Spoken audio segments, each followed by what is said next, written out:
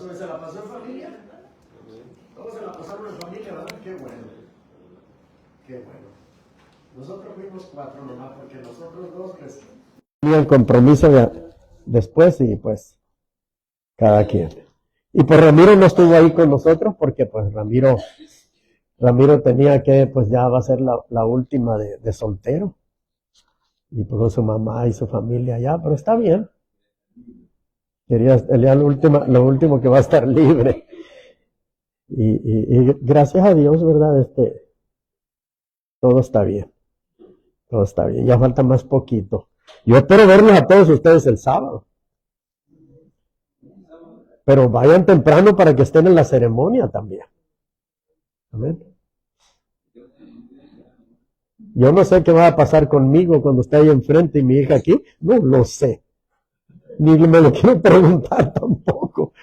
Pero ya mi esposa va preparada por cualquier cosa que suceda. No se asusten, todo va a estar bien.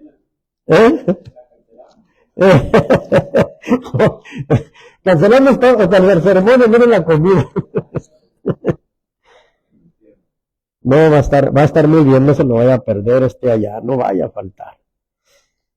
Hoy, esta mañana, vamos a ver la voluntad y el quebrantamiento. ¿Qué es la voluntad? La voluntad es la facultad y la capacidad de tomar una decisión para determinar una acción. El hombre hasta el día de hoy está en libertad de hacer su voluntad. ¿Cierto o no es cierto, hermano? ¿Verdad que sí? Esto significa que Él es soberano y lo que Él desaprueba no puede ser forzado y a lo que se opone no se le debe imponer. Qué tremendo está, ¿verdad? ¿Qué es la voluntad? La voluntad libre significa que el hombre puede escoger o elegir lo que él quiera.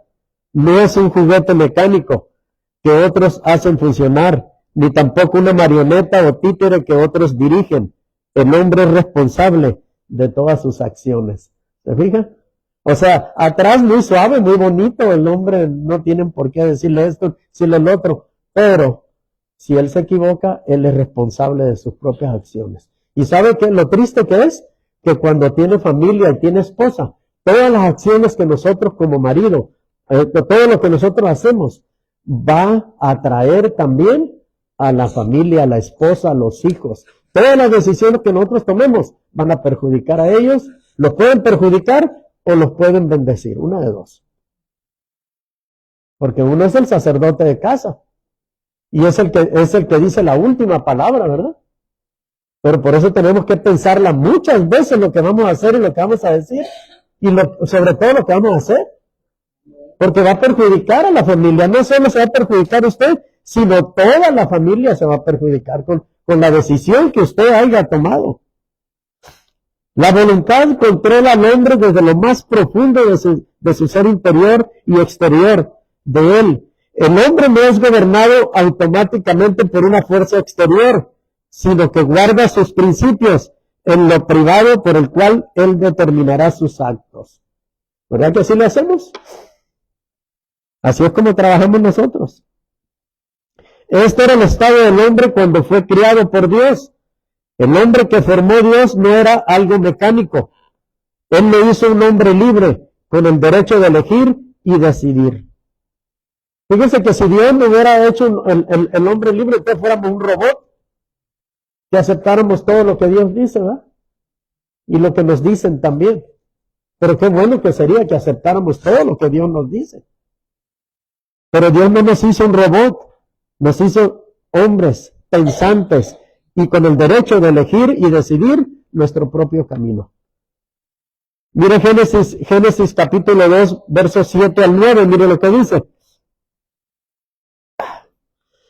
Entonces Jehová Dios formó al hombre del polvo de la tierra y sopló en su nariz aliento de vida, y fue el hombre un ser viviente.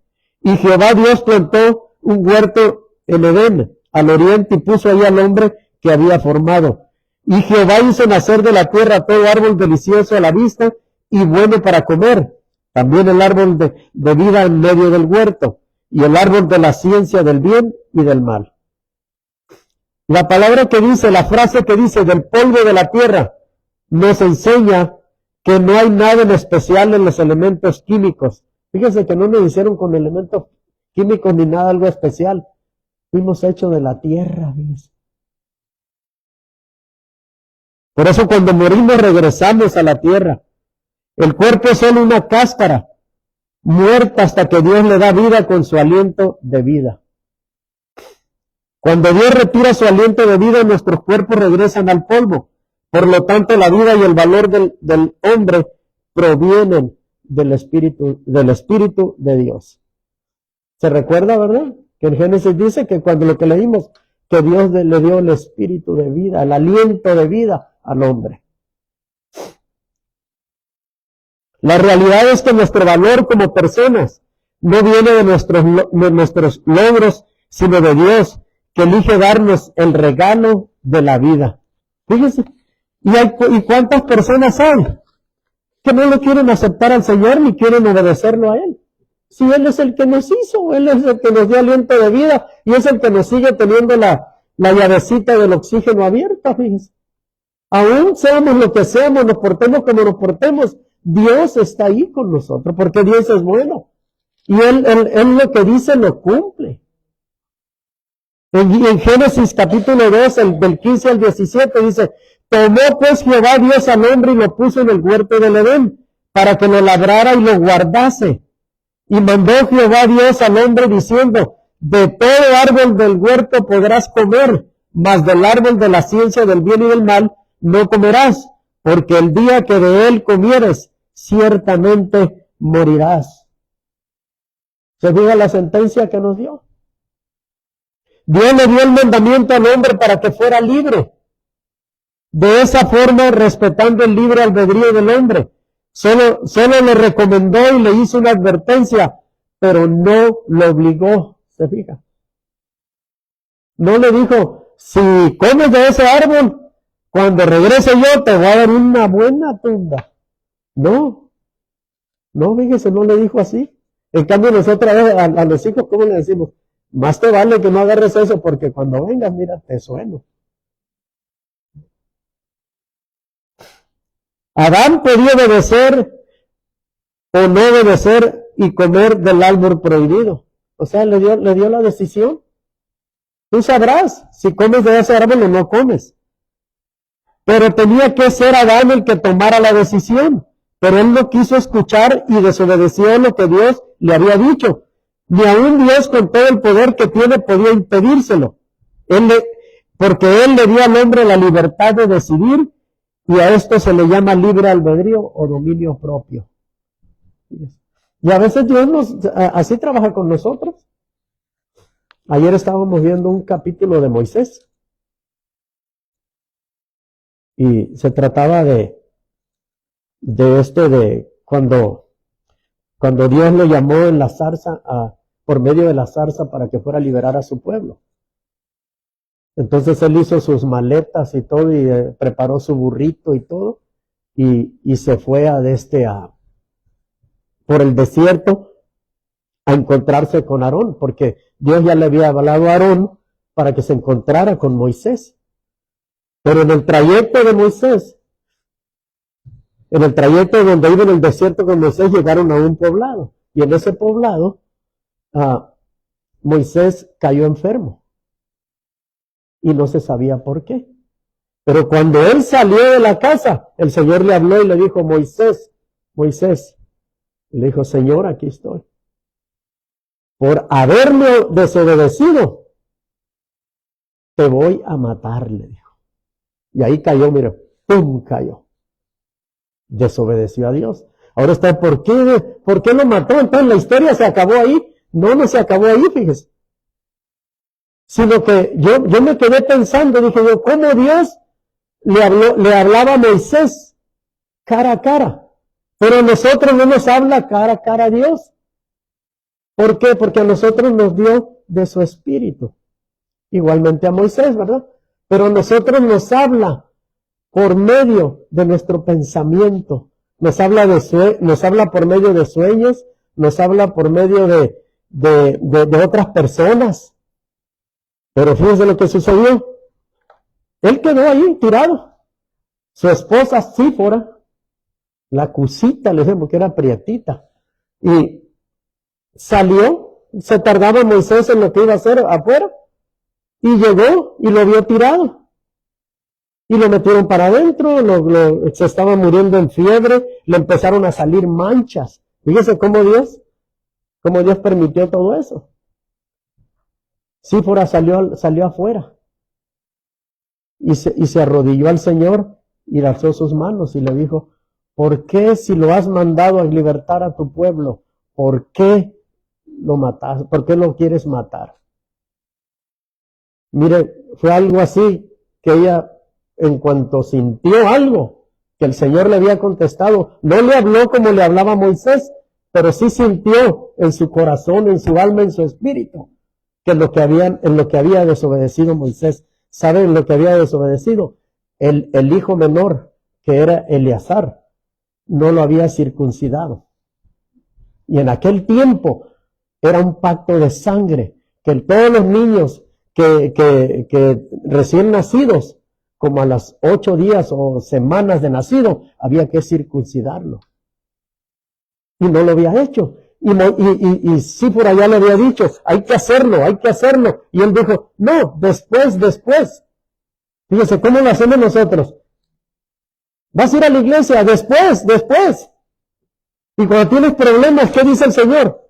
¿Qué le promete usted? Si salgo de esta señora, ahí voy a estar. Y no lo cumplimos. Miren lo que le sucedió a Moisés por no cumplir. Inmediatamente aquella mujer fue y agarró al niño, le hizo la circuncisión, y mire, Moisés se levantó sanito. ¿Por qué? Porque desobedeció a Dios. Y así es Dios. Pero ahora, ¿cómo actúa Dios con cada uno de nosotros? Mire, cuando nosotros lo desobedecemos, Dios todavía, por eso yo siempre les digo, si usted se equivocó, si usted pecó, vaya y pídale perdón a Dios, porque las consecuencias que vienen pueden ser peor que lo que a usted le pasó. Le recomiendo que si usted puede ver esa serie, véala. Son como casi 400 capítulos. Pero los puede ir viendo poco a poco. Y si usted conoce la Biblia, va a haber cosas que no están ahí, pero lo que hacen esa serie, tienen que ponerle algo para que la gente se quede pegadita ahí. Pero está muy interesante. Dios le pone la responsabilidad de comer o no, de comer el fruto o no en el hombre, para que él decida de acuerdo con su voluntad, sin que nada lo detenga. Dios no creó un Adán que fuera incapaz de pecar o programado para que no pecara. Si lo hubiera hecho el hombre sería un robot, sin voluntad propia. Dios no advirtió al hombre las consecuencias del pecado, producto de su desobediencia, dándole un mandamiento. Sin embargo, la responsabilidad de escuchar o no era del hombre. Dios, a causa de su justicia, no quería obligar al hombre a hacer lo que éste no quería.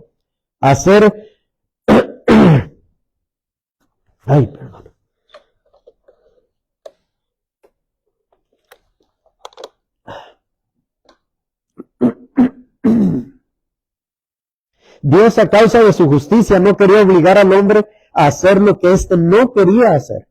Para que el hombre obedezca a Dios se necesita la voluntad de querer hacerlo. Dios nunca lo va a obligar a hacer algo que el hombre no quiera. Yo conozco un montón de gente que se le ha dicho, ¿quieres recibir a Jesús en tu corazón? No. Dios no va a venir y lo va a obligar. No lo va a obligar a que lo reciba. Es una decisión propia. A mí me lo dijeron varias veces, una cuando tenía 20 años, otra cuando tenía como unos 25. No lo obedecí tampoco. Pero llegó un momento en que dijo Dios, ya aquí se acabó. O vienes o te llevo. Y así actúa Dios de la misma manera. Con todos. Dios podía usar otros medios para hacer que el hombre le dé su voluntad. Pero Dios no actúa de esa manera. Él deja que el hombre determine y haga su propia elección, porque de todo esto tendrá que dar cuentas a él cuando fallezca, cuando muera. A veces nosotros pensamos que llegando al cielo vamos a decirle, es que esta mujer, como le dijo Adán a Eva, es que mis hijos, es que el trabajo, es que mi hermano, es que mi mamá, olvídese de eso. No va a haber ninguna excusa cuando estemos delante de la presencia de Él. Nosotros tenemos que darle cuenta, ¿qué hiciste con la esposa que te di? ¿Qué hiciste con los hijos que te di? ¿Qué hiciste con el trabajo? ¿Qué hiciste con la casa? ¿Qué hiciste con las bendiciones que te di? Todo eso nos van a preguntar. Mire lo que dice Romanos 14:12. Creo que ese no lo van a tener, pero si lo puede buscar está bien. De manera que cada uno de nosotros dará a Dios cuenta de sí. Fíjese. Nosotros le vamos a dar cuenta a Dios de lo que Él nos ha dado. Y fíjese que la responsabilidad no va a caer en la mujer, va a caer en el hombre. La voluntad es tan importante en la vida de un hombre que la Biblia dice que Jesús tuvo que aprender obediencia cediendo su voluntad al Padre. Fíjate, si el propio Dios dio la voluntad a su Padre, ¿quiénes somos nosotros para no decirle, Señor, que se haga tu voluntad, no la mía? Pero nosotros a veces queremos hacer nuestra voluntad, lo que a nosotros nos parece bien. En Hebreos 5:8 dice, y aunque era hijo, por lo que padeció, aprendió la obediencia. Fíjese, si Dios aprendió obediencia, ¿quiénes somos nosotros para no aprender también? En su palabra dice, obediencia quiero, no sacrificio. Ya no tenemos que llevar ninguna paloma, ningún becerro, nada de sacrificio. Lo único que Él quiere es que le obedezcamos en lo que Él nos ha mandado. La vida de Jesús fue una vida que Él escogió libremente. Fue un proceso continuo, hacer suya la voluntad del Padre. Jesús eligió obedecer a pesar de que esa obediencia lo llevó al sufrimiento y a la muerte. Jesús sabía lo que era la obediencia, pero no sabía lo que era obedecer. Eso fue lo que aprendió cuando experimentó la obediencia, entregando su voluntad. Y mire, y vamos a Mateo 26, 39, 42. Yendo un poco adelante, dice, se postró sobre su rostro orando diciendo, Padre mío, si es posible, pase de mí esta copa, pero no sea como yo quiero, sino como tú. Otra vez fue y oró por segunda vez diciendo, vamos al 42, Padre mío, si no puede pasar de mí esta copa sin que yo la beba, hágase tu voluntad. ¿Se fija? Por eso cuando estamos orando y estamos pidiendo y estamos diciéndole al Señor, nosotros podemos pedir y pedir y pedir, pero al último decir, Señor, que se haga tu voluntad, no la mía. ¿Sabe por qué? ¿Por qué estamos pidiéndole eso, que se haga su voluntad, no la mía? Porque nosotros a veces, al estar pidiendo, Dios es el que nos conoce mejor que nadie. Y Él sabe si lo que le estamos pidiendo nos va a ayudar o nos va a perjudicar. Por eso, al final de la oración decir, pero Señor, que se haga tu voluntad, no la mía. Si Jesucristo le dijo a su Padre, le dijo que no importa, dice, Padre mío, si no puedo pasar de mí esta copa sin que yo la beba, hágase tu voluntad. O sea, Él no quería, pero Él estaba dispuesto a obedecer a Dios. La agonía de Jesús fue peor que la muerte, ya que pagó todos los pecados al separarse de Dios. Él tomó nuestros pecados sobre sí para salvarnos del sufrimiento y la separación. Jesús sabía lo que le esperaba y sabía el por qué. Aún así su agonía fue intensa y más desgarradora que cualquier cosa que pudiéramos enfrentar. ¿Qué se necesita para poder decir hágase su voluntad? Es necesario que confiemos firmemente en los planes de Dios, orando y obedeciendo en todo momento. ¿Cómo nos cuesta trabajo obedecer a Dios, ¿verdad? Mire, cuánta silla vacía. ¿Cómo nos cuesta trabajo obedecer a Dios? Ujú. Tremendo. Pero qué bueno que usted está aquí. Qué bueno que estamos aquí reunidos, qué bueno que estamos recibiendo la palabra. Pero mucha gente no obedece a Dios. Mira, excusas para no venir a la iglesia van a sobrar. Van a sobrar. Se puede hacer un libro grandísimo y marcar todas las excusas para no venir a la iglesia. Y vemos a la gente en la forma en que vive, la forma en que se desarrolla en el mundo, pero no entiende. Y yo hablo de los que están lavados con la sangre de Cristo, con los cristianos, con los que no conocen al Señor. Todavía hay una excusa y decir, bueno, yo no lo conozco, ¿yo para qué voy a la iglesia? Pero los que conocemos del Señor, ¿por qué no venimos a la iglesia? Obedecer es fácil cuando no se confronta la voluntad, cuando no se pone en riesgo el abandono de lo que más deseamos. Fíjese.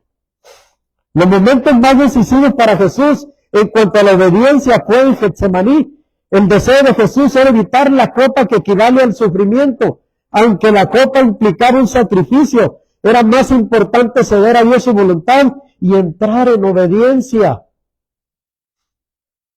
A veces inclusive por una gripita chiquita ya no queremos venir a la iglesia. Excusas va a haber muchas. Me duele la cabeza. Ya no voy a ir a la iglesia porque me duele la cabeza.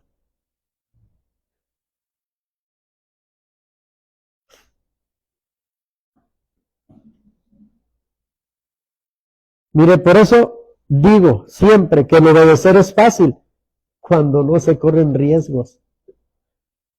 Cuando no hay nada que perder o cuando no hay nada por qué renunciar. Así de fácil. Qué difícil es la obediencia cuando lleva la entrega de la voluntad, renunciando a lo que más deseamos, a lo que más anhelamos, a lo que más queremos. La obediencia tiene valor cuando se pierde todo para ganarlo a Él. Para Abraham no fue fácil la obediencia cuando Dios le dijo que le entregara a su hijo en sacrificio. Abraham por obediencia se dio a Dios su voluntad entregándole a su hijo pero en respuesta a su obediencia de parte de Dios, Dios le regresó a su hijo Isaac. Y Dios nos va a probar a nosotros de muchas maneras. De muchas maneras nos va a probar Dios. Inclusive, como siempre les digo, usted está listo para venir a la iglesia, pero le llega un familiar que hace años que usted no lo ve, pero usted, mire, a veces Dios pone a personas probándonos nuestra fe, probando ese compromiso que hicimos con Dios. En Hebreos 11:17 dijo, por la fe Abraham cuando fue probado ofreció a Isaac, y él que había recibido las promesas ofreció a su unigénito. ¿Se imagina tantos años esperar a su hijo y de repente Dios le dice, quiero que me lo des en sacrificio? ¿Qué haríamos nosotros? Abraham estaba dispuesto a renunciar a su hijo cuando Dios se lo ordenó, pero Dios no permitió que Abraham le quitara la vida a Isaac porque le había dado la orden solo para probar su fe. Fíjese. Solo para eso. ¿Y cuántas veces Dios no nos prueba nuestra fe? ¿Cuántas veces? Es más, a veces el sábado andamos muy a gusto y el domingo amanecemos enfermos. ¿Sabe por qué? Dios probándonos. O tal vez el enemigo poniendo una traba. El sábado nos fuimos muy a gusto al parque, nos fuimos con un familiar y todo, y el domingo ya no podemos ni siquiera levantarnos. ¿Quién es más grande? ¿El que usted tiene o el que está en el mundo? Si usted está enfermo, si usted se siente mal, inmediatamente levántese, rodillas y dígale, Señor, yo tengo un compromiso contigo. Diablo mentiroso, quieres que no vaya porque quieres que me pierda la bendición. Pero yo así como estoy, yo voy a ir en el nombre de Jesús. Y usted se levanta y se viene. Y créame lo que Dios lo va a bendecir y la va a bendecir. Pero si usted se acurruca más, usted le está diciendo al chamuco, ven, ándale, no seas así, acuéstate a un lado. Y ahí están los dos, mira, el chamuco y el otro, uno enfermo y el otro disfrutando ahí, que logró que no viniera a la iglesia. Está a decir, ¿a poco? Pues pruébalo, ¿verdad? No, que nunca se nos olvide que todo lo que perdamos por causa de Dios, no se le puede llamar pérdida, porque todo en Dios es ganancia. Todo, hermano, créamelo. Filipenses 1:21, porque para mí el vivir es Cristo y el morir es ganancia. ¿Te fijas? La palabra es muy clara, hermano. Mire, en nuestra vida llegarán momentos decisivos a nosotros, donde Dios nos demandará obediencia. Momentos donde nos tenemos que desprender de lo que más amamos y deseamos, bienes o un ser amado. Puede suceder que Dios, a veces usted tiene un buen trabajo, bien cómodo, está ahí sentadito, muy a gusto, está ganando buen dinero y todo, y Dios le diga, no, ahí ya no, ahora tienes que ir para allá. ¿Qué vamos a hacer? ¿Nos vamos a mover o nos vamos a quedar sentaditos? Por esta causa, para entrar en obediencia, se debe producir en nuestra voluntad un quebrantamiento. Necesitamos ser quebrantados. Mira, una persona que se convirtió y no ha sido quebrantada, no se le puede pedir más. Tiene que haber un quebrantamiento. Componentes de la voluntad. La voluntad se compone, fíjese de qué se compone: decisiones, intenciones, propósitos, gustos y deseos. Todos estos componentes deben pasar por un proceso que se llama quebrantamiento. Mire cómo llegamos antes de conocer al Señor. Llegamos derrotados, llegamos como quebrantados de todo, con problemas económicos, morales, espirituales, ya nadie nos quiere, llegamos, mire, destrozados, pero ¿qué hace el alfarero? Nos reconstruye. Pero a veces no nos dejamos. Nos empieza a meter la espátula y la lijita y pegamos el brinco y ahí nos vemos, así no me llevo. No queremos dejarnos que Dios nos haga vasijas nuevas. Y seguimos, pasan los años, 5, 10 años en el Evangelio y seguimos en el mismo hoyo, metidos ahí, sin salir. ¿Por qué? Porque no nos dejamos que Dios nos quebrante. Y no, mire, cuando nosotros llegamos al Evangelio, si usted venía mal, en ese momento usted está peor. Pero ¿sabe lo que hace el Señor? Todo lo que usted traía y todo lo que usted tiene, va y lo hace a un lado. Y dice, de ti voy a hacer una vasija nueva.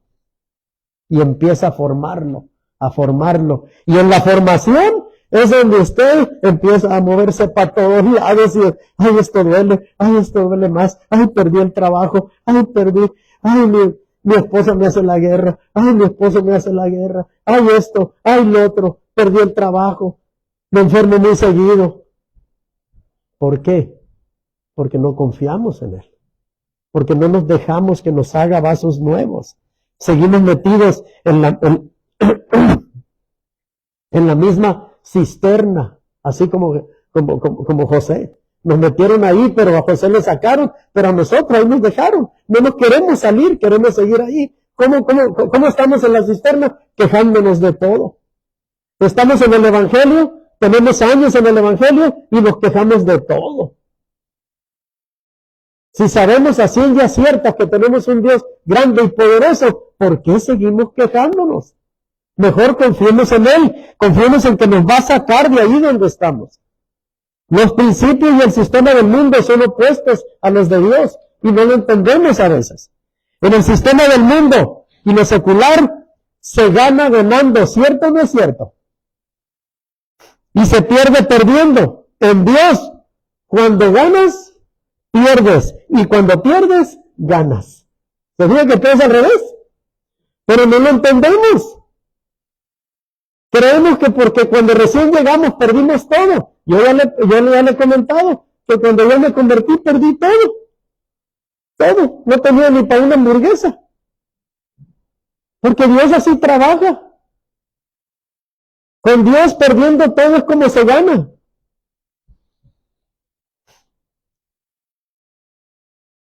Lucas 17:33 dice, todo el que procure salvar su vida la perderá, y todo el que la pierda la salvará. ¿Te fijas? Las personas que están en espera del reino de Dios lo reciben con alegría y libremente renuncian a su hogar, a sus posesiones, con el fin de adquirir la vida eterna. Sin embargo, aquellos que se aferran a esta vida perderán, porque nada en esta vida permanecerá. Hay personas cristianas que se aferran a la vida. Es más, fíjese, hay personas cristianas que tienen muchos años y todavía tienen miedo a morir, fíjese. Porque no conocen al Dios grande y poderoso. No saben que nosotros estamos de paso aquí. No saben que nosotros no somos de este mundo. Somos cielícolas, somos de allá de arriba. No somos terrícolas. La gente no ha entendido eso. Yo conozco un montón de gente que tiene pavor morir. Fíjese. En el mundo, 0 por 0 es 0. Nadie puede multiplicar en 0, pero Dios multiplica las fuerzas al que no tiene ninguna. Fíjese. A veces, yo no sé si a usted le ha pasado, que usted siente que el mundo ya lo arropó, se cerró, ya no tiene salida. Pero si usted es inteligente y está lleno de sabiduría, usted sabe muy bien lo que tiene que hacer. Cuando el mundo se cierra y cuando lo posible usted no lo puede hacer y lo imposible ya viene correteándolo, mire, usted necesita buscar la presencia de Dios. Porque Él lo imposible lo hace posible. Pero a veces no entendemos nosotros. Queremos seguir metidos en lo mismo. Ya estamos buscándole, rascándole y haciendo hoyos. Agarramos de aquí, tapamos un hoyo y luego destapamos esto para tapar el otro y así nos la llevamos. Porque no le pedimos dirección a Dios. En Isaías 40:29 dice, Él da esfuerzo al cansado y multiplica las fuerzas al que no tiene ninguna. ¿Se fija? Ay, Señor, estoy bien cansado. ¿Sabe por qué un cristiano se cansa? Porque todo lo que hace lo hacen sus fuerzas. Cuando uno ya siente que está cansado, mire, usted toque el botón de pánico y vaya y póstrese en la presencia del Señor y dígale, Señor, ya me cansa ir a la iglesia. Señor, me cansa leer la Biblia. Señor, me cansa estudiar. Señor, me cansa leer algo de parte tuya, Señor, o me cansa orar, Señor. Usted ya está bien grave, bien enfermo. Usted necesita ir inmediatamente al 911. Visitar la Biblia. Y postrarse en la presencia del Señor y decirle, Señor, no es posible. Yo soy un hijo tuyo, yo soy una hija tuya, yo soy un cristiano. Se me cierra el mundo, Señor, ya no sé qué hacer. Si en algo te tengo que pedir perdón, Señor, que yo haya olvidado, perdóname, Señor. Pero quiero seguir siendo tu hija, tu hijo, y seguir adelante, seguir caminando en este camino. Pero así como estoy, no puedo, Señor. ¿Pero qué hacemos? Es más fácil irse a acurrucar al sillón y quedarse ahí, ay, cómo sufro. ¿Verdad? Pero no debe ser así. Un cristiano jamás debe de ser derrotado. Nunca.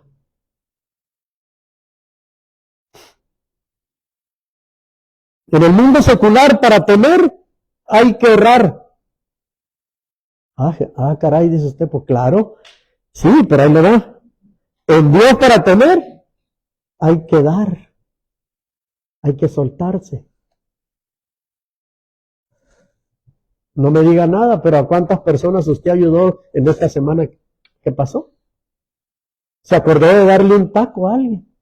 ¿Se acordó de darle un plato de comida? Se acordó en este Thanksgiving de su vecino, de irle a llevar un plato, de irle a compartir, aunque el vecino haya tenido, usted se acordó de llevarle un pedacito de pumpkin pie, ese. ¿Se acordó? Mire, en las cosas del Señor, como recibimos, es dando. Ayudar a nuestro prójimo. Si usted ve la necesidad. Miré un anuncio por ahí que a una señora la iban a detener porque en el Costco llegó y compró un montón de pollos. Dijo, ¿qué pasó? Porque en el Costco, pues los pollos valen que $3 y son pollos grandotototes. ¿Sabes lo que hacía esa señora? Compraba pollos, se los llevaba a la calle y los repartía y los ponía en platos, ¿no? Que se cierran y todo, y les daba arrocito y frijoles y los repartía con todos los indigentes. Cuando la gente se dio cuenta, miren, le sobraron pollos. La gente le empezó a llevar pollos para que siguiera haciendo ese trabajo. Fíjese. Por eso le pregunto, ¿a quién le llevó usted un plato de comida? En el mundo secular las cosas cuando se quiebran, se parten, se rompen, pierden su valor. En Dios, mientras más te quebrantes, más vales para Él. ¿Se fija? En cambio en el mundo, perdemos negocio, perdemos trabajo, perdemos todo. Después, usted se aparece en un financiero y dice, préstenme dinero porque mi negocio está en quiebra. ¿Le van a prestar? Olvídese. Hay un dicho en el mundo que dice, dinero llama a dinero. Usted tiene mucho dinero, usted tiene buen crédito y le sobra quien le dé todavía más. Pero cuando uno está en el lado, nadie le da. En cambio, en las cosas del Señor, mire cómo sucede. Entre más usted caiga, mire, el Señor más lo bendice, porque usted se está quebrantando. El mundo ya no le da nada, pero el Señor le da todo. A veces no entendemos la matemática con el Señor. ¿Qué es el quebrantamiento? Según la Biblia, el término quebrantamiento en griego es sintalao, que significa romper, aplastar, hacerse pedazos. Es como caer sobre una piedra. Y es lo que hace el Señor con nosotros. Cuando llegamos, Él mira ese corazón de piedra que traemos cuando venimos. Mire, nos hace un corazón de carne. Nos quebrantan todo. Y a veces no aguantamos. Ay, estaba mejor antes que cuando venía a la iglesia. Y dice, qué error cometemos a veces nosotros. Que decimos que estábamos mejor antes que cuando venía a la iglesia. Es una blasfemia eso, hermano. Pero así actuamos a veces nosotros. Mateo 21:44. Y el que cayere sobre esta piedra será quebrantado, y sobre quien ella cayere le desmenuzará. O sea, nos va a hacer trizas, hermano. Cuando yo me convertí, mi suegra se va a acordar, un pastor de Guatemala venía con el mensaje, los olivos verdes, ¿no? ¿Se acuerdan? A mí me impactó que dice que los ponen en una cosa grande así y luego suben a la gente y empiezan a aplastar. Dice, y así es como el Señor nos aplasta a nosotros. ¿Sabe por qué nos aplasta? Porque después de aplastarnos, el gabazo queda allá y todo lo bueno pasa por un tubito. Y el Señor por eso nos aplasta, nos quebranta y nos quiebra, porque nos quiere sacar lo mejor de nosotros. Y si no nos dejamos, seguimos con el gabazo, seguimos con la coraza, seguimos con las costras, seguimos con todo cargando todo el tiempo que estemos en el Evangelio, seguimos cargando con todo eso y sentimos que andamos así, mire. En lo espiritual andamos así, agachados porque traemos todo todavía, no lo queremos soltar. No nos queremos dejar que el Señor nos saque lo mejor que tenemos. Mira, en este mundo nadie nació por casualidad. Yo me acuerdo que una vez mi mamá la hizo enojar y me dijo, ojalá, prieto, chaparro, te hubieras muerto del ombligo, me dijo. Mire, para mí, me quedé con eso aquí. Era un niño de 13, 14 años. pero era inaguantable. Y mi mamá me dijo, ojalá te hubieras muerto del ombligo mejor. Me marcó. Pero cuando yo entendí que yo había venido a este mundo, no por casualidad, ni porque mi papá quiso, ni porque mi mamá quiso, sino porque Dios ya tenía un propósito en mi vida. Por eso estoy aquí. Porque Dios tenía un propósito en mi vida.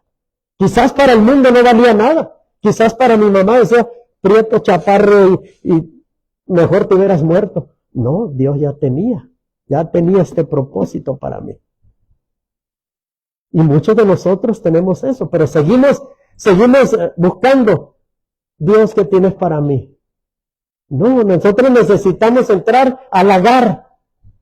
Necesitamos entrar para que Dios nos quebrante, para que Dios nos exprima, para que Dios nos saque lo bueno que tenemos dentro de nosotros. Pero no nos dejamos. Seguimos viviendo la vida que vivíamos en el mundo. Y usted todavía dice, ¿vas a la iglesia? Sí, soy cristiano. Pero su vida dice otra cosa. No hay prosperidad, siempre se enferma, usted no sale adelante, encuentra un trabajo y lo corren, encuentra otro y lo corren. No prospera. ¿Por qué? Porque no se ha dejado entrar al lagar ahí para que ahí lo aplasten, para que ahí le saquen el jugo, para que le saquen lo mejor que nosotros, que usted tiene. El término quebrantar, según el versículo, tiene que ver con la confrontación que viene de parte de Dios al conocer su demanda.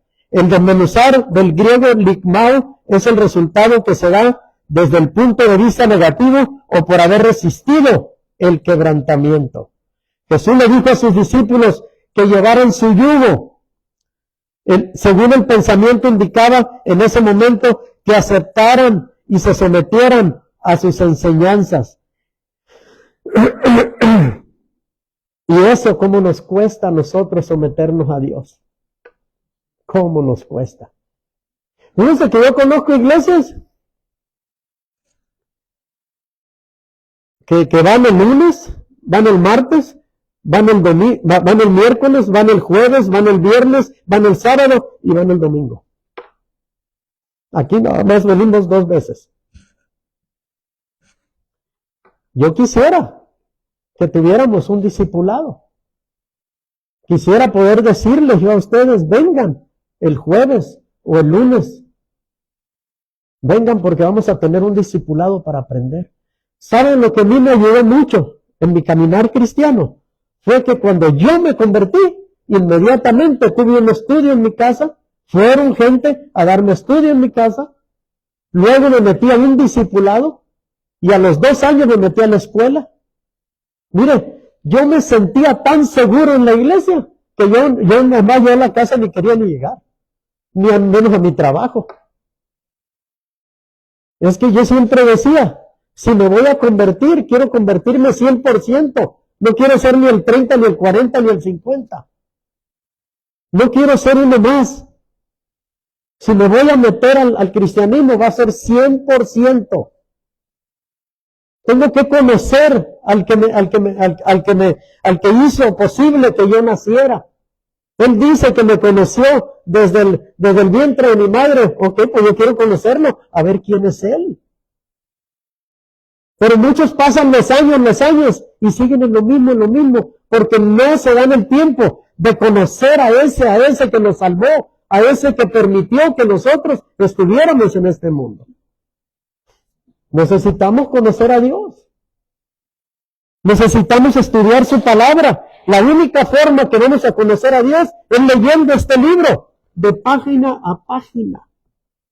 Es la única forma. Porque si usted espera a un profeta que venga y le diga lo que usted va a pasar en el futuro, olvídese de eso. Aquí están todas las promesas de Dios. Usted tiene problemas económicos, aquí está la solución. Tiene problemas de matrimonio, aquí está la solución. Todas las soluciones de nosotros, mira, aquí están. Yo me acuerdo que decían, ay, nació un niño, ay, trae su torta en el brazo. No le va a faltar comida. No, mejor yo les dijera, mejor que traiga el manual este. Mejor que el papá le regale un manual y que se lo ponga aquí y le diga, mijo, este es tu manual para que lleves una vida bendecida. Eso es lo que le tenemos que enseñar a nuestros hijos. El manual para que ellos se desarrollen en el caminar de este mundo. Mire, con la palabra de Dios. Y con Dios, con ellos todo el tiempo.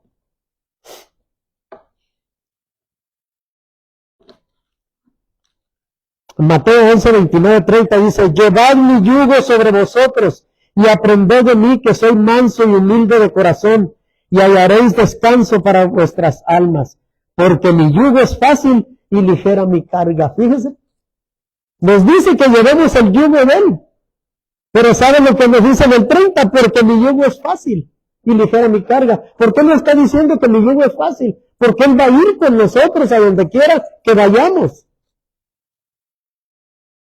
Y ligera mi carga, dice, porque cada vez que usted tenga problemas, Señor, aquí están mis problemas, Señor. Yo cuido de tu casa, tú cuida de la mía, Señor. Así de sencillo.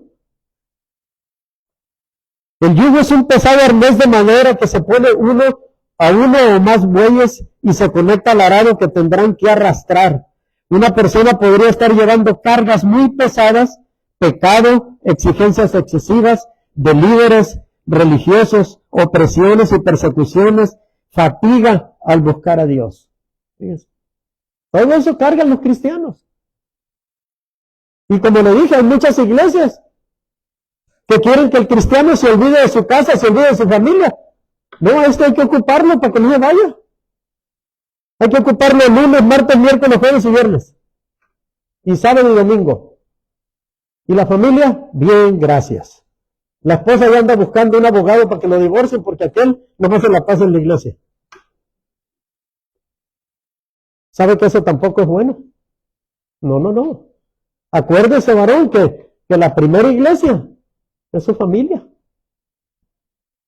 ¿De qué sirve si usted se gana el mundo y su familia se pierde? Dios se lo va a reclamar. Cuando usted muera, mire, allá le va a preguntar. Yo no digo que usted no venga a la iglesia que se dedique a su familia nomás. No, es que para todo hay tiempo. Usted tiene 24 horas y yo tengo 24 horas igual. El problema es cómo nos dividimos. Usted tiene 7 días a la semana. Yo también tengo los 7 días a la semana. De esos 7 días a la semana usted le tiene que dar un día al Señor. Así como usted le da el diezmo de lo que usted gana, así también usted dele un diezmo de su vida y de lo que Él le ha dado y de las bendiciones. A veces los pastores se preocupan más que usted diezme. No le dejan que no venga a la iglesia, traiga su diezmo. Se va de paseo, pero déjeme el diezmo. ¿Qué es eso? No, hombre, no se preocupe por eso. Usted preocúpese por su alma, porque usted vive una vida recta. Acuérdese, buscad primeramente el reino de Dios y su justicia, y todas las demás cosas vendrán por añadidura. Pero en muchas iglesias y en muchos pastores no creen ese versículo o se lo pasan. Porque si hay una necesidad en la iglesia, hay que ver la palabra. La palabra dice, buscadme primero. Pero no, muchos buscan mejor el billete. Y si se encuentra en una familia que diezma bien, no, que haga lo que quiera, no importa, pero diezma muy bien. Así no funcionan las cosas de Dios. No. Dios es grande y poderoso. Y Él está dispuesto a sacarnos de donde quiera que estemos. Nadie puede entrar en obediencia si no ha tenido un quebrantamiento. El quebrantamiento produce la humillación, la abnegación, la entrega de la voluntad. Cuando entregas la voluntad, entras en sumisión. Y la sumisión nos lleva a la sujeción. Y la sujeción nos conduce a la obediencia. Se fija que todo va por paso.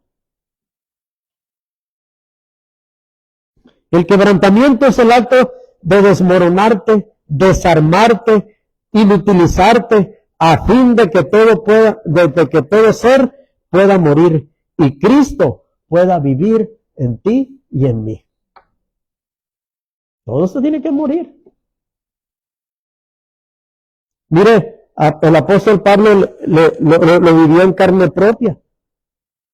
Fíjense, él le sirvió al Señor con enfermedades. Él tenía toda clase de enfermedades. En Gálatas 2:20 dice, con Cristo estoy juntamente crucificado, y ya no vivo yo, mas vive Cristo en mí, y lo que ahora vivo en la carne, lo vivo en la fe del Hijo de Dios, el cual me amó y se entregó a sí mismo por mí.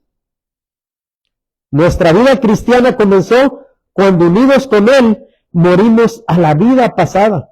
Hemos sido crucificados con Cristo y también hemos sido resucitados con Él a una vida nueva. ¿Se acuerda cuando usted se bautizó, verdad? Muerto al pecado, resucitado a una nueva vida. ¿Se acuerda, verdad? Nosotros no tuvimos que ir a la cruz. En el bautismo sucedió todo. Jesús entendió y vivió este principio. A nosotros, ¿cómo nos cuesta trabajo rendir nuestra voluntad a Dios? Nos cuesta mucho trabajo, porque creemos que dejamos todo. ¿Sabe que yo conozco gente que no viene a la iglesia, familia mía que no viene a la iglesia, porque dice, no, ¿y el qué dirán? No, dice, se acabaron las fiestas, no, se acabó la borrachera, no, se acabó esto, no, se acabó lo otro, no, esto, no, lo otro. Fíjese, como si la demás gente le fuera a ayudar cuando usted tiene un problema. Juan 12:24 dice, de cierto os digo que si el grano de trigo no cae en tierra y muere, queda solo, pero si muere, lleva mucho fruto. Si un grano de trigo no se siembra en la tierra, nunca germinará ni llegará a dar fruto. ¿Se fija? Nunca. En este ejemplo que Jesús nos presenta, la cáscara es como el alma no santificada. Cuando nosotros venimos aquí y no nos dejamos que el Señor nos quite la cáscara esa que traemos y saque esa semilla que va a dar fruto, seguimos en lo mismo, hermano. Nunca prosperamos. Si no, usted mire, ¿verdad? Que los que dicen que son cristianos nunca prosperan. ¿Por qué? Porque no se dejan tratar por el Señor. En este ejemplo que Jesús nos presenta, la cáscara es como el alma no santificada, que contiene la voluntad que está viciada y dominada por el pecado, que adquirió su independencia y despliegue y que es inaccesible para el espíritu renacido. O sea, el espíritu no puede entrar. ¿Cómo va a entrar si usted tiene la cáscara ahí? No deja que entre. Usted está lleno. Cuando venimos al Señor estamos llenos de pecado, de cosas que al Señor no le agrada. Seguimos con esa cáscara, y no dejamos que el Señor la quiebre, la quebrante, para poder para que pueda entrar el Espíritu Santo. La vida está dentro de la cáscara, que es la semilla. Hasta que no sea desquebrajada, no germinará y por consiguiente no habrá fruto. Mire, usted agarra una semillita, ¿verdad? Mire, lo más fácil de semilla de esas de lote. Usted póngala nomás en su mesa ahí. Nunca va a germinar. Pero usted siémbrela una pulgada abajo. Haga con el dedo así, siémbrela y échele agua. ¿Sabe por qué va a germinar? Porque esa planta, esa semillita, fue procesada en calor, en fuego, bajo de la tierra. Es caliente. Usted le echa agua y está fresco, pero cuando viene el sol la empieza a calentar. ¿Y qué es lo que qué es lo que va a usar el Señor con nosotros para que podamos germinar? El fuego. ¿El fuego de quién? El fuego de su Santo Espíritu. Pero no nos dejamos. Decimos que tenemos el Espíritu de Dios, pero no lo usamos. Ahí está, sentadito, engordando. Eclesiastés 10:2. El corazón del sabio está a su mano derecha, mas el corazón del necio a su mano izquierda. Si colocas la mano al lado izquierdo, hay señal de vida. Si usted se tienta aquí, ¿verdad que está latiendo un corazón? Siente los latidos del corazón, pero si la pones al lado derecho, no hay señal de vida. Esto indica que estás muerto. Dios solamente trabaja con los que están muertos. Él trabaja con esa gente. Si usted sigue de vivo y vivaracho, olvídese que Dios va a trabajar con usted. ¿Cómo estábamos antes de conocer al Señor? Estábamos muertos en delitos y pecados. Y hay cristianos que siguen igual, viviendo la misma vida. Morir al yo es negarse a sí mismo, es entregar la vida al que tiene vida, es entregarle al que todo lo puede. Esto es tener sabiduría, hermano. Si nosotros sabemos que Jesús da la vida, ¿por qué no entregárselo a Él? Si Él es el dueño de nosotros, si estamos aquí fue por causa de Él. No porque nosotros, o nuestro papá o nuestra mamá hicieron lo que hayan hecho, ¿verdad? Para que nosotros naciéramos. Es porque Dios lo permitió. Juan 3:30 dice, es necesario que Él crezca, pero que yo mengüe. Es necesario. La disposición de Juan de menguar en importancia nos muestra su humildad. Morir es negarse para que Él crezca en mí. Morir es renunciar a la vida para que Él haga su vida en mí. Y eso es lo que nos cuesta mucho trabajo. Morir al yo y dejar que Dios entre en nosotros para que Él haga con nosotros lo que a Él mejor le parezca. Y nos cuesta mucho trabajo. Solo con los que han muerto a sus decisiones y a su voluntad, Dios puede trabajar con ellos. Si no, no. El quebrantamiento es la destrucción del egocentrismo, del yo mismo, de tus planes, metas, propósitos, ambiciones, incluso de tus propios esfuerzos. Eso es el quebrantamiento. Tienes que renunciar a todo y darle lugar a Dios para que Él decida qué es lo que va a hacer contigo. Lo más importante para Dios y lo que cuenta para Él no es lo que hagamos, sino qué hacemos con lo que Él nos envió a hacer. ¿Qué te envió a hacer a ti? Acuérdate, cuando tú te convertiste, te dieron palabra. ¿Qué te envió a hacer?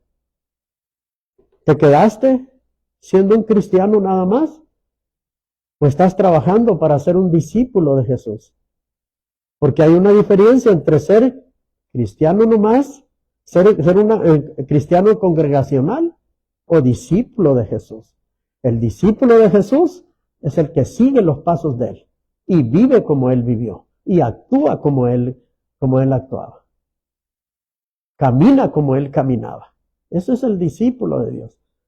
En todas las iglesias, usted que está aquí, usted no fue salvo para quedarse sentado. Usted fue para que fuera un discípulo de Cristo. Todos deberíamos de ser discípulos de Cristo. No nada más venir a escuchar y escuchar como la iglesia regular. Cada domingo, ahí vamos. Y nos damos una arañada así nomás. Y le confesamos los pecados a alguien que es más pecador que nosotros. Es todo lo que hace. ¿O cierto o no es cierto, hermano? ¿Verdad que así funciona? Y luego van y dicen, ya estoy confesado. Ahora sí, empezar de nuevo. Yo conozco a alguien que cada vez que lo veo me dice, no, yo me fui a confesar. Fíjense nomás. Aquí con el Señor no.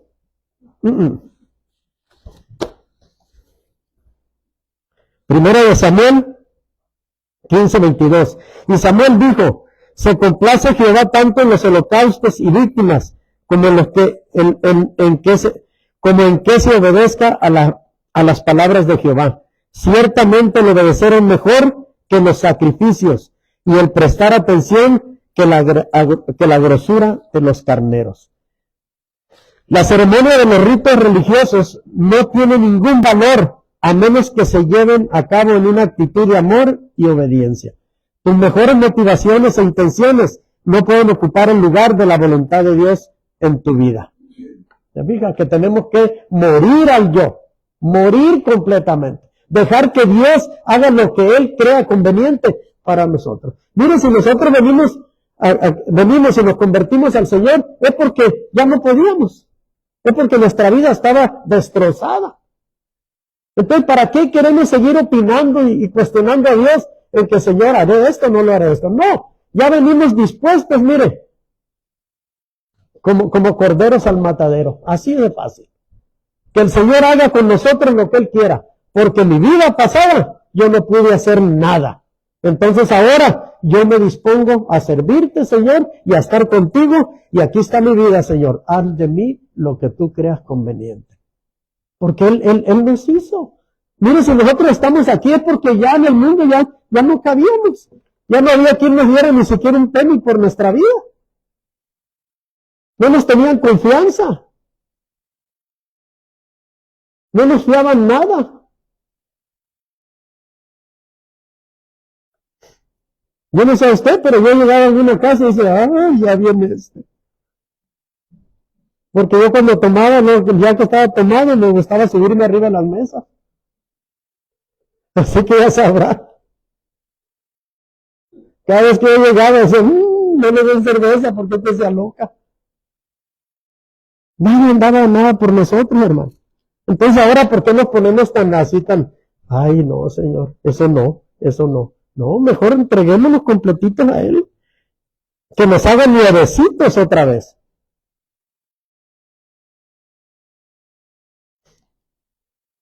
Cuando el quebrantamiento de espíritu se activa en la vida del hombre, Él mismo toca las fibras más profundas de su ser, neutralizando su potencial y su habilidad para librarlo de su autodependencia y autosuficiencia e impulsarlo a una mayor experiencia espiritual.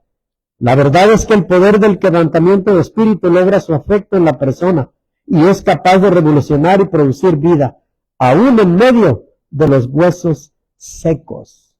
Si usted ha leído la palabra, sabe bien de lo que estoy hablando. No puse el versículo aquí porque está muy largo el mensaje. Pero usted vaya y léalo. No habrá promoción espiritual sin que haya un quebrantamiento. Esta es una verdad que debe ser atesorada en aquellos que son llamados por Dios. Nunca olvides este principio que desciende de lo alto. Solo los verdaderos quebrantados ante Dios serán promovidos por Él. ¿Se fija? Si usted espera ser promovido, ya sea mujer o hombre, usted tiene que ser quebrantado primeramente por Dios. Dios no le va a confiar nada a usted si usted no está limpio completamente. Esto es el quebrantamiento, nuestra dependencia total de Dios y una renuncia total de nosotros. Tenemos que renunciar a todas las cosas que traíamos. Filipenses 3, 7, 8 dice, pero cuántas cosas eran para mí ganancia, las he estimado como pérdida por amor de Cristo. Y ciertamente aún estimo todas las cosas como pérdida por la excelencia del conocimiento de Cristo Jesús, mi Señor, por amor del cual lo he perdido todo y lo tengo por basura para ganar a Cristo. ¿Se fija? Pablo así vivía, Pablo predicaba y enfermo, lo azotaron, lo metieron a la cárcel, hicieron con él lo que sea, pero él estaba siempre al pie del cañón ahí con el Señor. Después de que Pablo reflexionó sobre todo lo que había logrado en la vida, decidió considerarlo todo por pérdida, como basura, en comparación con la grandeza de conocer a Cristo. Fíjense. Así debemos de ser nosotros también. Nosotros deberíamos considerar nuestra relación con Cristo más valiosa que cualquier otra cosa. Conocer a Cristo debe ser nuestro objetivo principal. Ya mire lo pasado. Ya no importa lo que usted hizo. Ahora usted está en Cristo. Usted tiene que hacer las cosas que Dios le mande.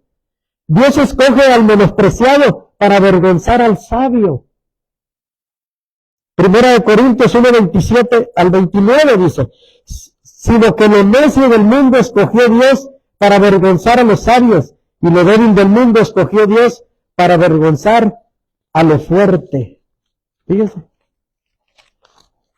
Cuando estábamos en el mundo no había quien diera nada por nosotros, pero para Dios somos algo especial. Y el 28 dice, y lo vil del mundo y lo menospreciado escogió Dios, y lo que no es para deshacer lo que es. Y el 29, a fin de que nadie se jacte en su presencia. El cristianismo se opone al pensamiento racional. Como cristianos sí creemos que debemos usar nuestro conocimiento para evaluar las evidencias de lo que Dios ha hecho, para tomar decisiones sabias. Pero no hay conocimiento humano que pueda reemplazar la obra de Cristo en la cruz. Si fuera así, Cristo sería accesible solo a los intelectuales y bien educados y no a la gente común ni a los niños. Lo vil y lo despreciado del mundo escogió Dios. Fíjese. Usted nunca va a ver un millonario aquí sentado en una silla. Ojalá que viniera, ¿verdad? Pero ¿cuándo? Si dicen que su vida la tienen ya hecha. No nos olvidemos que nosotros somos libres de tomar cualquier decisión, pero no somos libres de las consecuencias. La vida de un hombre es como una moneda. Nada más se puede gastar una sola vez. Así en nuestra vida debemos tener cuidado en qué la invertimos. No hay marcha atrás, hermano. El tomar decisiones es como caminar en un piso de vidrio con zapatos de plomo. Damos un paso mal dado, partimos el vidrio y no sabemos a dónde vamos a caer. Debemos tener cuidado con nuestras decisiones y con los pasos que damos. Acuérdese, si tiene hijos, cuidado con que usted vaya y le diga al hijo, hijo, no tomes. Pues si tú tomas, papá. No fumes, pues si tú fumas, papá. No grites, pues si tú gritas, papá. No maltratas a tu esposa, pues tú maltratas a mi mamá. O sea, todo lo que nosotros hagamos, hermano, va a repercutir en nuestros hijos. Todo. En nosotros está que seamos buenos padres, buenos guiadores, buenos mentores, buenos sacerdotes, para que nuestros hijos no tengan que sufrir cuando ellos pasen por donde nosotros estamos pasando. En Dios hay caminos que no tienen regreso. Con el tiempo y la voluntad de Dios no se juega. Acuérdese, Dios perdona el pecado, pero las consecuencias las sufrimos nosotros. De ahí no nos vamos a escapar. Proverbios 16:25. Hay camino que parece derecho al hombre, pero su fin es camino de muerte. Hay errores que un hombre comete por causa de un pecado. El error es tan grave que Dios perdona el pecado, pero las consecuencias no las pasa por alto. Sí, papá, yo te perdono, mijo, pero ahora vas a sufrir las consecuencias.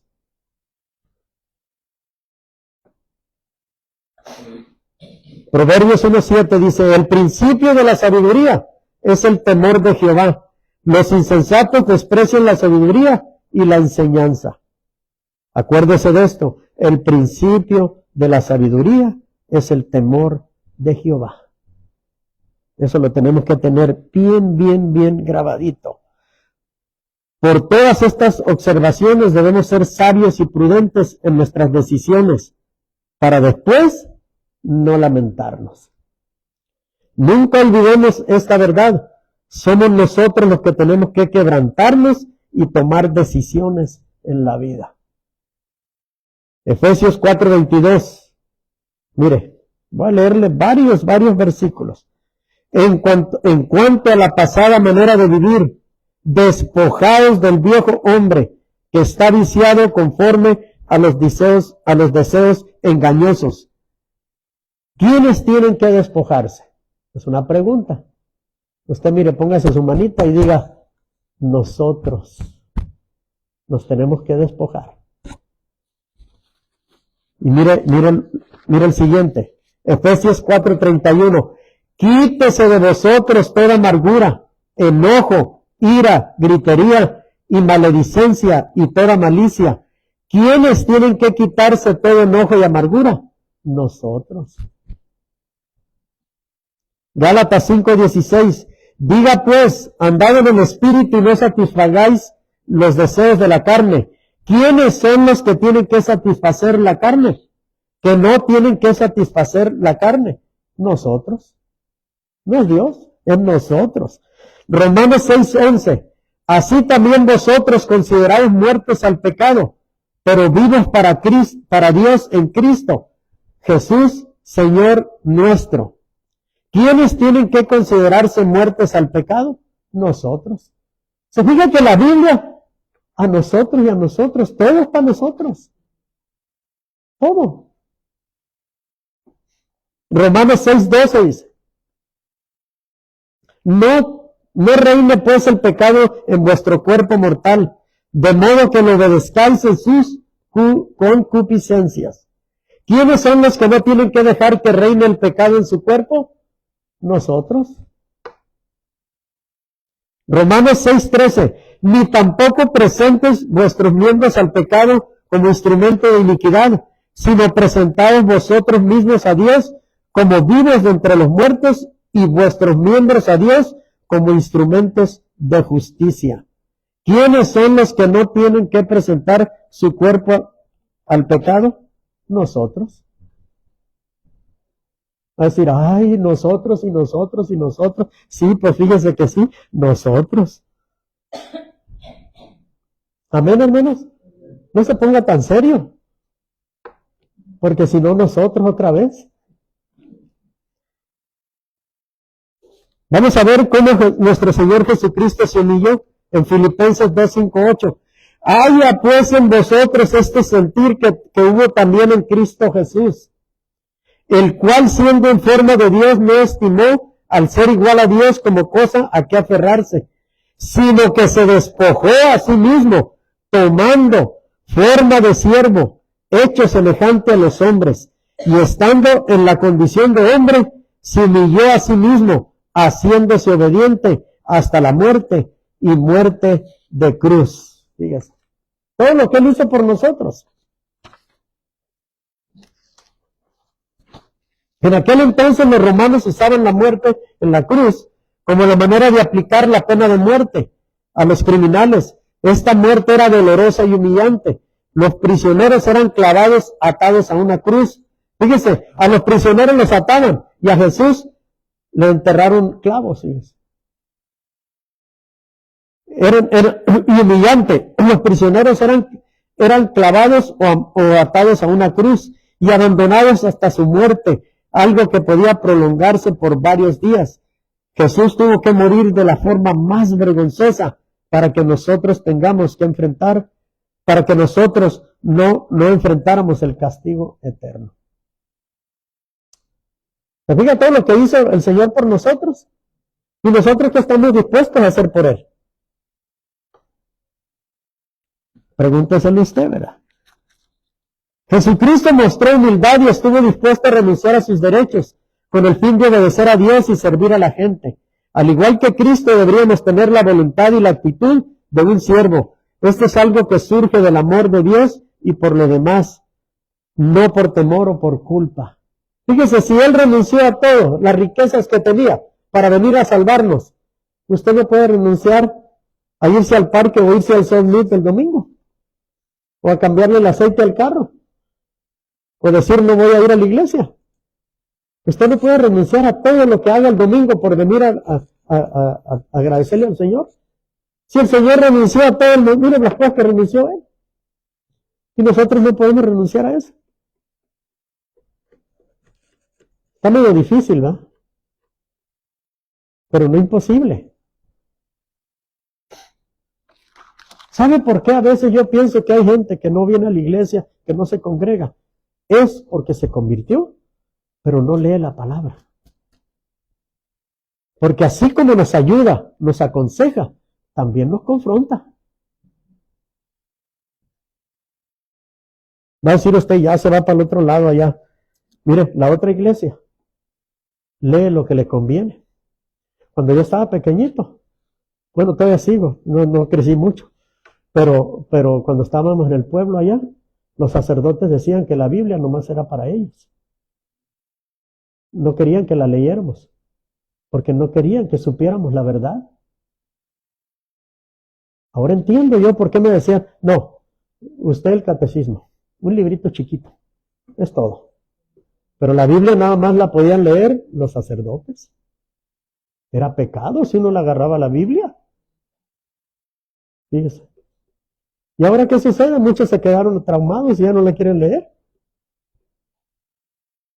Pero cuando leemos la Biblia, vamos a conocer verdaderamente al que nos salvó y vamos a saber. Y mire, así como le digo, la Biblia nos ayuda en todo, pero también nos va a confrontar. Y eso es lo que no queremos saber. Leemos nada más lo que nos conviene. Los 4 evangelios, ¡ay, qué lindo! ¡Qué bonito está eso! Pero vamos a leer Judas. Verán lo que dice Judas. 1 de Corintios, 2 de Corintios, Éxodo. Leamos lo demás. ¿Por qué nomás leemos Mateo, Marcos, Lucas y Juan, los 4 evangelios? ¿Por qué? Porque está bien bonito, ¿verdad? Pero leamos lo demás, ¿verdad? Y usted va a aprender mucho. ¿Y sabe qué? Si a usted no le gusta predicar, usted va a estar lleno de conocimiento. Lleno de conocimiento para que nadie venga y lo mueva de donde Dios lo ha puesto. Conociendo su palabra y conociendo a Dios, nunca va a haber nadie que lo mueva de donde usted está. Pueden pasar tormentas, pueden pasar disensiones en la iglesia, separaciones, pero usted conoce la palabra, usted no se mueve, porque usted no vino por lo que los demás dicen, sino si usted vino a la iglesia, fue para servir al Señor. Pase lo que pase, usted está, mire, bien agarrado de la roca que es Cristo. Pero mucha gente vienen de estos lobos disfrazados de oveja y se llevan un montón de gente en la iglesia. ¿Sabe por qué? ¿Por qué se van? Porque no conocen la palabra. Nada más pusieron oído a lo que les convenía. Ah, ya está mejor. Ya está mejor. No, está bien suave. Pero si usted conoce la palabra, usted puede decir, pase lo que pase, yo me quedo aquí. ¿Por qué? Porque el que estuvo en la cruz fue mi Señor Jesucristo. No fue este mentor que vino y me sacó. Así de sencillo. Conocer la palabra, hermano. Recuerde que usted puede elegir qué actitud tomar. Puede enfrentar la vida como quien espera ser servido o puede buscar la oportunidad de servir a otros. Usted puede servir a otros.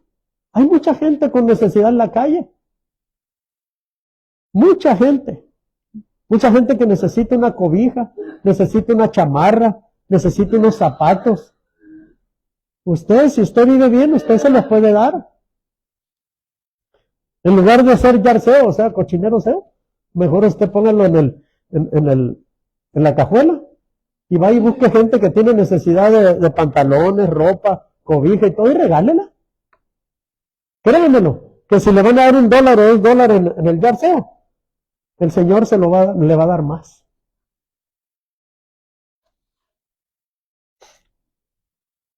Marcos 10:45 dice, porque el Hijo del Hombre no vino para ser servido, sino para servir y para dar su vida en rescate por muchos. Este versículo no solo nos revela el propósito del ministerio de Jesús, sino también la base de nuestra salvación. En aquel tiempo, para comprar la libertad de un esclavo, se debía pagar un rescate.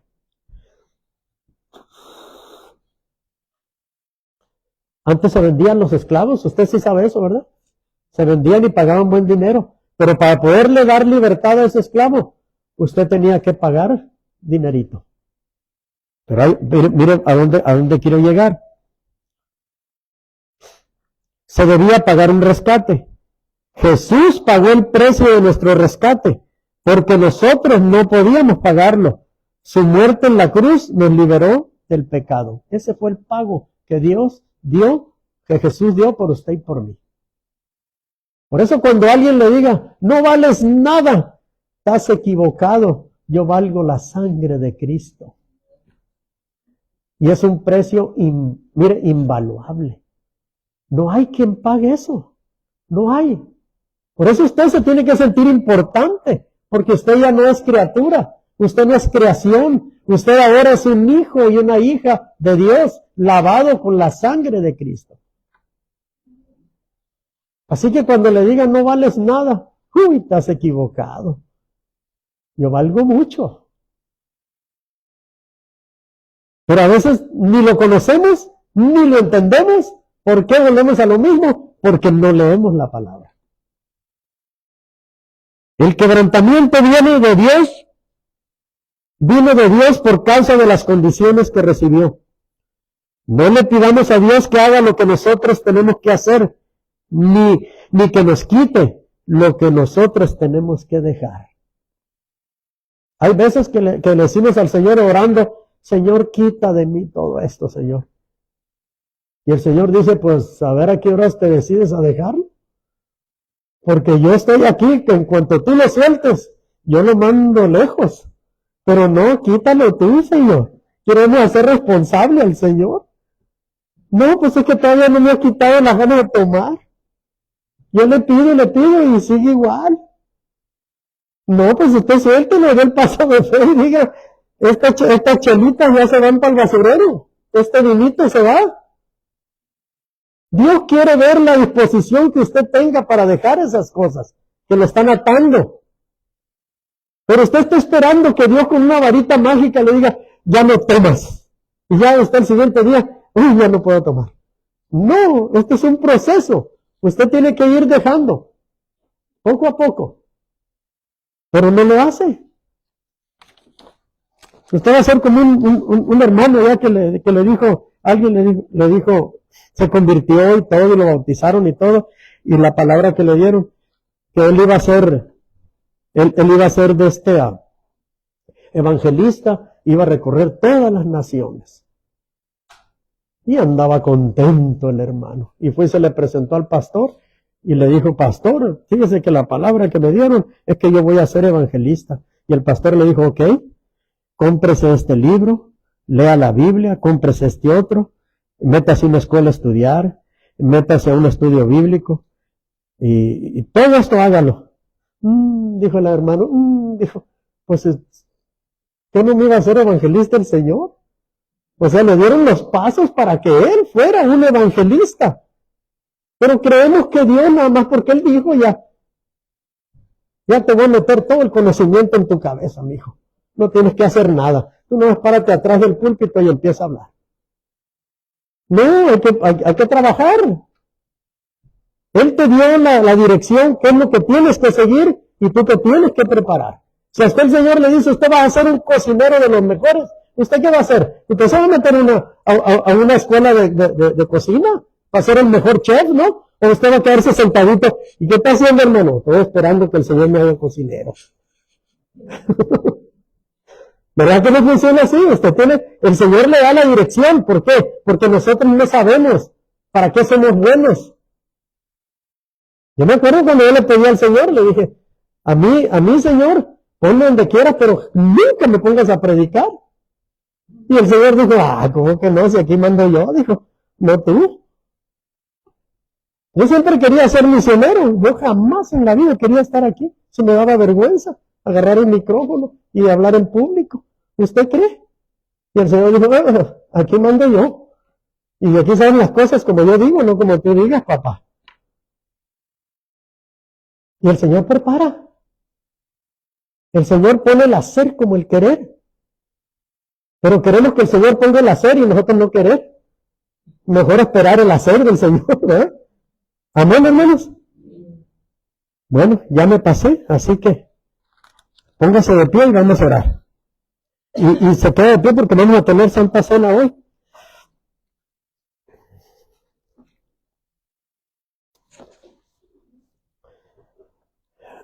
Incline su rostro y oremos. Padre, te damos gracias, Señor. Gracias por tu consejo, gracias por tu palabra, Señor. Gracias, Señor, porque permitiste, Señor, y nos diste la facilidad de poder estar aquí en esta tu casa, Padre, para adorarte, para bendecirte, para decirte gracias, papá. Gracias por esta cena maravillosa, por esta cena en familia que tuvimos, Padre, el jueves, Señor.